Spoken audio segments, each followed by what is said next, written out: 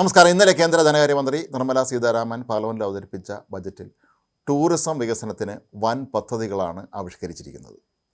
ഇതിനായി കോടിക്കണക്കിന് രൂപയാണ് കേന്ദ്ര സർക്കാർ മാറ്റിവെച്ചിരിക്കുന്നത്. ടൂറിസം വികസനത്തിലൂടെ നമ്മുടെ രാജ്യത്തേക്കുള്ള വിദേശ നാണ്യത്തിൻ്റെ വരവ് വർദ്ധിപ്പിക്കുക, തൊഴിലില്ലായ്മയ്ക്ക് ഒരു പരിഹാരം കാണുക തുടങ്ങിയ വളരെ പ്രധാനപ്പെട്ട ലക്ഷ്യങ്ങളാണ് ഇതിലൂടെ സാക്ഷാത്കരിക്കപ്പെടുന്നത്. നമുക്കെല്ലാവർക്കും അറിയാവുന്നതുപോലെ തന്നെ കേരളം ഒരുപക്ഷേ ഇന്ത്യയിലെ ഏറ്റവും അധികം ടൂറിസം സാധ്യതകളുള്ള ഒരു സംസ്ഥാനമാണ്. പക്ഷേ അതെങ്ങനെ പ്രയോജനപ്പെടുത്തുന്നു എന്നുള്ളത് വളരെ പ്രധാനപ്പെട്ട ഒരു കാര്യമാണ്. പലപ്പോഴും യാതൊരു തരത്തിലുമുള്ള വിഷൻ അല്ലെങ്കിൽ ഒരു ദീർഘവീക്ഷണമില്ലാത്ത പദ്ധതികൾ തന്നെയാണ് കേരളത്തിൽ ആരംഭിച്ചിട്ടുള്ളത്. അതൊന്നും തന്നെ വിജയകരമായി മുന്നോട്ട് കൊണ്ടുപോകാൻ കഴിയാത്തൊരു സാഹചര്യമുണ്ട്. കേന്ദ്ര സർക്കാരിൻ്റെ മുന്നിൽ കേരളത്തിലെ ടൂറിസം വികസനവുമായി ബന്ധപ്പെട്ട് ഏതെങ്കിലും പദ്ധതികളുടെ പ്രത്യേകതരം വികസനവുമായി ബന്ധപ്പെട്ട എന്തെങ്കിലും നിർദ്ദേശങ്ങൾ ബജറ്റിന് മുമ്പ് അവർ സമർപ്പിച്ചിട്ടുണ്ടോ എന്നുള്ളതുപോലെ നമുക്കറിയില്ല. ഓരോ ടൂറിസം കേന്ദ്രങ്ങളിലും ടൂറിസം മന്ത്രിയും മുഖ്യമന്ത്രിയൊക്കെ പോയി അതിൻ്റെ ചിത്രങ്ങളെടുത്ത് റീൽസാക്കി ആഘോഷിക്കുന്നതല്ലാതെ മറ്റൊന്നും തന്നെ നമ്മൾ കാണാറുമില്ല. എന്നാൽ പുതിയ കേന്ദ്ര ബജറ്റിലെ ടൂറിസത്തിനായുള്ള പദ്ധതികൾ ഒരുപക്ഷെ പ്രയോജനപ്പെടുത്താൻ ഇന്ത്യയിൽ ഏറ്റവും യോഗ്യതയുള്ള സംസ്ഥാനങ്ങളിലൊന്ന് കേരളമാണ്. പക്ഷേ അതിനവർ തയ്യാറാകുമോ, കൃത്യമായ ഒരു വിഷനോടുകൂടി മുന്നോട്ട് പോകുമോ എന്നുള്ളതാണ് നമുക്കറിയേണ്ടത്. ഇതിലെ പ്രധാനപ്പെട്ട ചില നിർദ്ദേശങ്ങൾ ഏതാണെന്ന് നമുക്കൊന്ന് പരിശോധിച്ച് നോക്കാം. എല്ലാ സംസ്ഥാനത്തിനും ടൂറിസം വികസനം ലക്ഷ്യമിട്ട് ടൂറിസ്റ്റ് കേന്ദ്രങ്ങൾക്കായി വലിയ തോതിലുള്ള സാമ്പത്തിക സഹായം നൽകാൻ ബജറ്റിൽ വിഭാവന ചെയ്യുന്നുണ്ട്. പക്ഷേ ഇതിനൊരു വ്യവസ്ഥയുണ്ട്. ഈ സ്ഥലങ്ങളുടെ വൃത്തി നമ്മുടെ നാട്ടിൽ നമുക്കറിയാം. നമ്മുടെ പ്രധാനപ്പെട്ട ടൂറിസം കേന്ദ്രങ്ങൾ തിരുവനന്തപുരത്തെ കോവളം ഉൾപ്പെടെയുള്ള ടൂറിസ്റ്റ് കേന്ദ്രങ്ങൾ എത്രമാത്രം വൃത്തിയാണ് അവിടെ ഉള്ളതെന്ന് നമുക്ക് അവിടെ പോയവർക്ക് മാത്രമേ മനസ്സിലാക്കാൻ കഴിയുകയുള്ളൂ.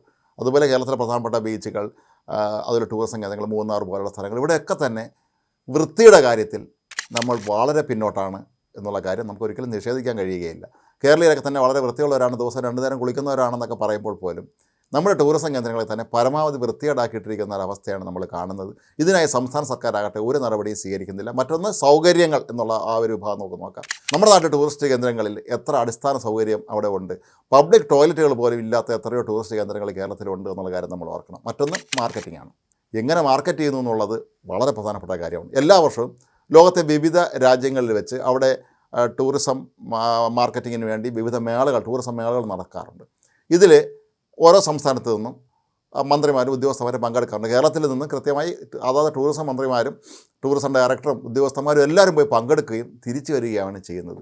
ഇവർ അവിടെ പോയി ട്രാവൽ മാർട്ടിൽ പങ്കെടുത്തുകൊണ്ട് എത്രമാത്രം മാർക്കറ്റിംഗ് നടത്തി എന്ന് നമ്മളൊന്ന് അന്വേഷിച്ച് നോക്കിയാൽ പലപ്പോഴും ഒരു ഫലവും ഇല്ലാത്തൊരവസ്ഥയാണ് എന്നുള്ളതാണ് നമുക്ക് മനസ്സിലാക്കാൻ കഴിയുന്നത്. അങ്ങനെ നോക്കുമ്പോൾ ഈ കേന്ദ്ര ബജറ്റിലെ ഈ ഒരു നിർദ്ദേശം, അതായത് ടൂറിസം മേഖലയുടെ വികസനത്തിനായി സാമ്പത്തിക സഹായം അനുവദിക്കും, പക്ഷേ അതിന് വ്യവസ്ഥകൾ വിധേയമാണ് എന്നുള്ള കാര്യം കേരളത്തെ സംബന്ധിച്ചിടത്തോളം അത്ര എളുപ്പമാകാനുള്ള സാധ്യതയില്ല. അതല്ലെങ്കിൽ അതിന് കൃത്യമായൊരു വിഷനോടുകൂടി നമ്മൾ മുന്നോട്ട് പോവുകയും അതിനുള്ള നടപടിക്രമങ്ങൾ എത്രയും വേഗം പൂർത്തിയാക്കാൻ ചെയ്തെങ്കിൽ മാത്രമേ നമുക്ക് ഇതിനുള്ള സൗകര്യങ്ങൾ, ഗുണഫലങ്ങൾ ലഭിക്കുകയുള്ളൂ. മറ്റൊന്ന് മെഡിക്കൽ ടൂറിസത്തെയാണ് കേന്ദ്ര സർക്കാർ ഇപ്പോൾ ലക്ഷ്യമിടുന്നത്. ഇന്ത്യയെ മെഡിക്കൽ ടൂറിസത്തിൻ്റെ ലോകത്തെ ഏറ്റവും വലിയ ഹബ്ബായി മാറ്റുക എന്നുള്ളതാണ് കേന്ദ്ര സർക്കാർ ഇപ്പോൾ ലക്ഷ്യമിടുന്നത്. ഇതിനായി 5 റീജിയണൽ മെഡിക്കൽ ഹബ്ബുകൾ സ്ഥാപിക്കാൻ കേന്ദ്ര സർക്കാർ തീരുമാനിച്ചിട്ടുണ്ട്. ഹെൽത്ത് ടൂറിസത്തെക്കുറിച്ച് പറയുമ്പോൾ അല്ലെങ്കിൽ ആരോഗ്യ ടൂറിസത്തെക്കുറിച്ച് പറയുമ്പോൾ നമുക്കെല്ലാവർക്കും അറിയാവുന്നുള്ളൊരു കാര്യം, കേരളം ആയുർവേദത്തിൻ്റെ ഈറ്റില്ലമാണ്. നമുക്കിവിടെ ഒരുപാട് ഹെൽത്ത് ടൂറിസത്തിന് സാധ്യതകളുണ്ട്. ഈ രാജ്യത്ത് 5 ഹബ്ബുകൾ ഈ ഒരു കാര്യത്തിനെ അനുവദിക്കുമ്പോൾ ഉറപ്പായിട്ടും കേരളത്തിന് അതിലൊരു ഹബ്ബ് ലഭിക്കേണ്ടതാണ്. പക്ഷേ ഇതിനുവേണ്ടി ആര് ശ്രമിക്കും? ആഞ്ഞു പിടിച്ചാൽ കേരളത്തിന് ഒരു ഹബ്ബ് ലഭിക്കാവുന്നുള്ളതേ ഉള്ളൂ. പക്ഷേ അതിന് കേരളത്തിലെ ടൂറിസം വകുപ്പ്, ആരോഗ്യ വകുപ്പൊക്കെ തന്നെ ഏകോപിപ്പിച്ചുകൊണ്ടുള്ള ഒരു കൃത്യമായ പദ്ധതി തയ്യാറാക്കി കേന്ദ്ര സർക്കാരിന് മുന്നിൽ സമർപ്പിക്കുകയാണെങ്കിൽ ഒരുപക്ഷെ ഇന്ത്യയിൽ തന്നെ ഈ ഹെൽത്ത് ടൂറിസത്തിന് ഏറ്റവും അധികം സാധ്യതകളുള്ള ഒരു സംസ്ഥാനം കേരളമാണ്. അതുകൊണ്ട് തന്നെ നമുക്ക് ആ ഒരു പദ്ധതി ലഭിക്കുകയാണെങ്കിൽ അത് കേരളത്തിന് ഏറെ ഗുണം ചെയ്യും. നമ്മുടെ നാട്ടിലെ ടൂറിസം മേഖലയിൽ ഈ ഹെൽത്ത് ടൂറിസവുമായി ബന്ധപ്പെട്ട് ഡോക്ടർമാർക്ക് മാത്രമല്ല, ഇതുമായി ബന്ധപ്പെട്ട് പ്രവർത്തിക്കുന്ന അനുബന്ധ മേഖലകളിലെ ഒരുപാട് ആളുകൾക്ക് തൊഴിലവസരങ്ങൾ പ്രദാനം ചെയ്യാൻ ഇതേറെ സഹായകരമാകും. ചികിത്സ മാത്രമല്ല, പഠനം, ഗവേഷണം ഇവയെല്ലാം ഏകോപിപ്പിച്ചുകൊണ്ടാണ് ഈ സമഗ്രമായ പദ്ധതി കേന്ദ്ര സർക്കാർ നടപ്പിലാക്കാൻ ഉദ്ദേശിക്കുന്നത്. അപ്പോൾ അങ്ങനെ നമ്മൾ നോക്കുമ്പോൾ അതിന് റിസർച്ച് ഇൻസ്റ്റിറ്റ്യൂട്ടുകൾ തന്നെ നമ്മൾ തുടങ്ങേണ്ടി വരും. അതല്ലെങ്കിൽ കേരളത്തിൽ ഇന്നുള്ള പ്രധാനപ്പെട്ട സർക്കാരിൻ്റെ ആയുർവേദ കേന്ദ്രങ്ങൾ, ഇത് സ്വകാര്യ മേഖലയിൽ ബാധകമാണെന്നാണ് ഇപ്പോൾ കേന്ദ്ര സർക്കാർ വ്യക്തമാക്കിയിരിക്കുന്നത്. സർക്കാരിന് കീഴിലുള്ള എത്രയോ പ്രധാനപ്പെട്ട ആയുർവേദ സ്ഥാപനങ്ങളുണ്ട്. അവിടം കേന്ദ്രീകരിച്ചുകൊണ്ട് അവർക്ക് ചികിത്സയ്ക്കും പഠനത്തിനും ഗവേഷണത്തിനുമൊക്കെ തന്നെ സൗകര്യം ഒരുക്കാവുന്നതേ ഉള്ളൂ. പക്ഷേ അതിന് കേരളം എത്രത്തോളം തയ്യാറാകും എന്നുള്ളതാണ് മറ്റൊരു ചോദ്യം. നിലവിൽ ഇന്ത്യയിൽ ചികിത്സയ്ക്കായി എത്തുന്ന വിദേശികളിൽ വെറും 10% പേർ മാത്രമാണ് കേരളത്തിലെത്താറുള്ളതെന്നുള്ളതാണ് മറ്റൊരു വിചിത്രമായ കാര്യം. നമ്മുടെ അയൽ രാജ്യമായ മാലദ്വീപ് അല്ലെങ്കിൽ ശ്രീലങ്ക പോലുള്ള രാജ്യങ്ങളിൽ നിന്ന് കേരളത്തിലേക്ക് പലപ്പോഴും ആളുകൾ എത്താറുണ്ട് എന്നുള്ളതല്ലാതെ ഒരുപാട് വിദേശ രാജ്യങ്ങളിൽ നിന്ന് പലരും ഇവിടേക്ക് എത്താറില്ല. പിന്നെ വിദേശികൾ പലപ്പോഴും കേരളത്തിൽ എത്താറുള്ളത് സുഖചികിത്സയ്ക്ക് വേണ്ടിയാണ്. അത് ആയുർവേദത്തിൽ കർക്കിടക മാസത്തിൽ മറ്റും നടക്കുന്ന സുഖചികിത്സ അതിൽ പങ്കെടുക്കുന്നതിന് വേണ്ടിയാണ് പലരും നമ്മുടെ നാട്ടിലേക്ക് എത്തുന്നത്. ഈ ഒരു മേഖലയിൽ നമുക്ക് ഒരുപാട് കാര്യങ്ങൾ ചെയ്യാൻ കഴിയും.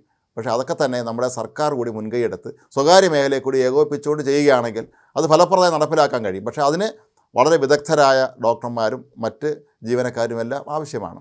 ഇത് എത്രത്തോളം കേരളത്തിന് ചെയ്യാൻ കഴിയും എന്നുള്ളതിനെ ആശ്രയിച്ചിരിക്കും ഇതിനായി കേന്ദ്ര സർക്കാരിൻ്റെ അനുമതി നമുക്ക് ലഭിക്കുക. 2024 ചികിത്സയ്ക്കായി കേരളത്തിലെത്തിയവരെന്ന് ലഭിച്ചത് 13,000 കോടിയിലധികം രൂപയാണ്. കഴിഞ്ഞ വർഷം ഏതാണ്ട് 7 ലക്ഷത്തോളം വിദേശികളാണ് ചികിത്സയ്ക്കായി ഇന്ത്യയിലെത്തിയത് എന്നുള്ളതാണ് കണക്ക്. ഇനി എയിംസ് മോഡലിൽ all India institute of Ayurveda 3 ആരംഭിക്കാൻ ഈ നമ്മുടെ കേന്ദ്ര ബഡ്ജറ്റിൽ നിർദ്ദേശമുണ്ട്. അങ്ങനെ നോക്കുകയാണെങ്കിൽ അതിലൊന്നും കേരളത്തിന് ലഭിക്കാനുള്ള എല്ലാ സാധ്യതകളുമുണ്ട്. പക്ഷേ എയിംസ് നമുക്ക് ലഭിച്ചില്ല എങ്കിൽ പോലും ആയുർവേദത്തിൻ്റെ all India institute of Ayurveda കേരളത്തിനും ലഭിക്കാനുള്ള എല്ലാ അർഹതയുമുണ്ട്. അത് കേരളത്തിലെ ഒരുപക്ഷെ സർക്കാർ മേഖലയിൽ തുടങ്ങാൻ കഴിഞ്ഞില്ലെങ്കിൽ കോട്ടക്കൽ ആയുർവേദശാലയൊക്കെ പോലെയുള്ള എത്രയോ പ്രഗത്ഭമായ ആയുർവേദ ചികിത്സാ കേന്ദ്രങ്ങൾ കേരളത്തിലുണ്ട്. അത്തരത്തിലുള്ള സ്ഥാപനങ്ങളുമായി കേരള സർക്കാരും ആണെങ്കിൽ ഏകോപിപ്പിച്ചുകൊണ്ട് ഈ മേഖലയിൽ ഒരുപാട് മാറ്റങ്ങൾ വരുത്താൻ അവർക്ക് ഈ ഒരു നിർദ്ദേശത്തിലൂടെ കഴിയും. പക്ഷേ കേരള സർക്കാർ ഇതിനൊക്കെ തയ്യാറാകുമോ എന്നുള്ളതാണ് ചോദ്യം. കാരണം തെരഞ്ഞെടുപ്പിന് 1-2 മാസം മാത്രമാണ് ബാക്കിയുള്ളത്. കേരളത്തിൽ അടുത്ത് വരുന്ന സർക്കാരും ടൂറിസത്തിൻ്റെ അനന്ത സാധ്യതകൾ മുന്നിൽ കണ്ടുകൊണ്ട് ഇത്തരം പദ്ധതികൾക്ക് മുൻകൈ എടുക്കുകയും അതിന് കൃത്യമായ പ്രപ്പോസൽ സമർപ്പിക്കുകയും കേരളത്തിൻ്റെ പ്രതിനിധി ഡൽഹിയിലുണ്ടെങ്കിൽ അവരോ അല്ലെങ്കിൽ ഇവിടെ നമ്മുടെ മന്ത്രിമാരോ ഉദ്യോഗസ്ഥന്മാരൊക്കെ ചെന്ന് ഡൽഹിയിലെത്തി ആരോഗ്യ ടൂറിസം മന്ത്രാലയങ്ങളുമായി ബന്ധപ്പെട്ട് കൃത്യമായ നിർദ്ദേശങ്ങൾ സമർപ്പിക്കുകയാണെങ്കിൽ അതിൻ്റെ ഒരു വിഷൻ നമ്മളൊരു പദ്ധതി തയ്യാറാക്കി തന്നെ സമർപ്പിക്കുകയാണെങ്കിൽ ഉറപ്പായും കിട്ടാൻ എല്ലാ സാധ്യതയുമുള്ള ഒരു സംസ്ഥാനം തന്നെയാണ് കേരളം. കഴിഞ്ഞ വർഷത്തെ ബജറ്റിൽ രാജ്യത്തെ 50 ടൂറിസം കേന്ദ്രങ്ങൾ വികസിപ്പിക്കുന്ന കാര്യത്തിന് പണം അനുവദിച്ചിട്ടുണ്ടായിരുന്നു. ഒരു സംസ്ഥാനത്ത് 3 ടൂറിസ്റ്റ് കേന്ദ്രങ്ങൾ വീതമാണ് ഇത്തരത്തിൽ കേന്ദ്ര സഹായത്തോടുകൂടി വികസിപ്പിച്ചെടുക്കുക. ഇതിൽ കേരളത്തിലെ ഏതെങ്കിലും ഒരു ടൂറിസ്റ്റ് കേന്ദ്രത്തെക്കുറിച്ച് സംസ്ഥാന സർക്കാർ പദ്ധതി കേന്ദ്രത്തിന് സമർപ്പിച്ചിട്ടുണ്ടോ എന്നുള്ള കാര്യം പോലും ഇനിയും വ്യക്തമല്ല.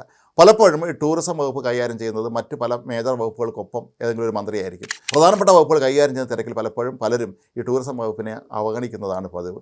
നമ്മുടെ നാട്ടിൽ ടൂറിസം വകുപ്പ് എന്ന് പറയുമ്പോൾ പലപ്പോഴും ആളുകൾ ചിന്തിക്കുന്നത് സർക്കാർ ഗസ്റ്റ് ഹൗസുകൾ, അവിടെ മുറി ഉണ്ടോ ഇല്ലയോ എന്ന് നോക്കുക, മുറി ഒരുക്കി കൊടുക്കുക, ഇത്തരം കാര്യങ്ങൾ മാത്രമാണ് ടൂറിസ്റ്റിൽ പലപ്പോഴും സർക്കാർ തലത്തിൽ നടക്കാറുള്ളത്.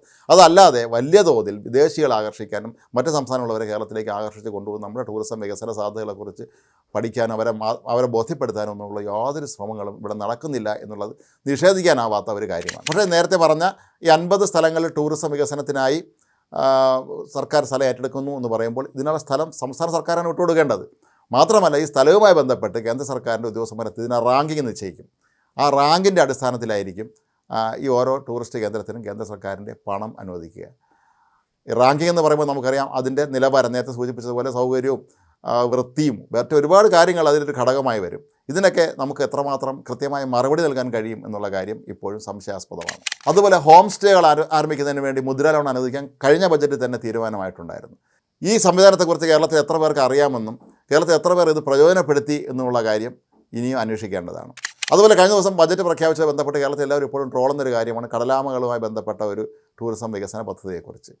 ശരിക്കും ഇവിടെ കടലാമകളെ നമ്മൾ കൂടുതൽ പ്രചരണമൊക്കെ നടത്തി വികസിപ്പിച്ചെടുത്ത് അത്തരത്തിലുള്ള കേന്ദ്രങ്ങൾ നിർമ്മിക്കുകയാണെങ്കിൽ ടൂറിസ്റ്റുകളെ തീർച്ചയായും അത് ആകർഷിക്കും എന്നുള്ളത് 100% ഉറപ്പാണ്. കടലാമകളുടെ ജീവിതം എങ്ങനെയാണ് എന്ന് മനസ്സിലാക്കാൻ അവരുടെ പ്രജനനകാലം, അവർ മുട്ടയിടുന്നത്, അല്ലെങ്കിൽ കടലാമകൾ കുഞ്ഞുങ്ങൾ വളർന്നു വരുന്നതൊക്കെ തന്നെ കാണാൻ സാധാരണക്കാരായ നമ്മളെ സംബന്ധിച്ചിടത്തോളം ഏറെ ആകാംക്ഷയുള്ള ഒന്നാണ്. അപ്പോൾ അങ്ങനെ നോക്കുമ്പോൾ ആ ഒരു രീതിയിലും കേരളത്തിന് ഒരുപാട് വികസിപ്പിക്കാൻ കഴിയും. കാരണം കേരളത്തിൽ ഒരുപാട് തീരദേശ മേഖലകൾ ധാരാളമായിട്ടുണ്ട്. മറ്റ് ഇന്ത്യയിലെ പല സംസ്ഥാനങ്ങളും ഉത്തരേന്ത്യൻ പ്രദേശങ്ങളെ അപേക്ഷിച്ച് നോക്കുമ്പോൾ കേരളത്തിന് വലിയ വിസ്തൃതമായ ഒരു കടൽ തീരമാണുള്ളത്. ഇവിടുത്തെ ബീച്ചുകൾ, അവിടുത്തെ സംവിധാനങ്ങളൊക്കെ തന്നെ വികസിപ്പിക്കാൻ എല്ലാ സൗകര്യങ്ങളുണ്ട്. പക്ഷേ ഇതെല്ലാം സ്വകാര്യ മേഖല ചെയ്തോട്ടെ എന്നുള്ളതാണ് നമ്മുടെ സർക്കാരുകൾ എപ്പോഴും അവലംബിക്കുന്ന ഒരു നയം. അത് കുഴപ്പമില്ല. സ്വകാര്യ മേഖലകളെ അവർ സഹായിക്കുന്നതിനൊപ്പം തന്നെ സർക്കാർ മേഖലയിലും, അതായത് സാധാരണക്കാരായ ആളുകൾക്ക് വന്നാൽ അവർക്കും ഇവിടെ എത്തി താമസിക്കാനും ഇവിടുത്തെ ടൂറിസം ഭംഗികൾ ആസ്വദിക്കാനും ഒക്കെയുള്ള ഒരു അവസരമൊരുക്കാനുള്ള സംവിധാനങ്ങളാണ് വേണ്ടത്. ഏതായാലും കേന്ദ്ര സർക്കാർ ഇത്രയും ഉദാരമായ ഒരു നയം പ്രഖ്യാപിക്കുമ്പോൾ കേരളം അതിനോട് എങ്ങനെ പ്രതികരിക്കുന്നു എന്നാണ് നമ്മൾ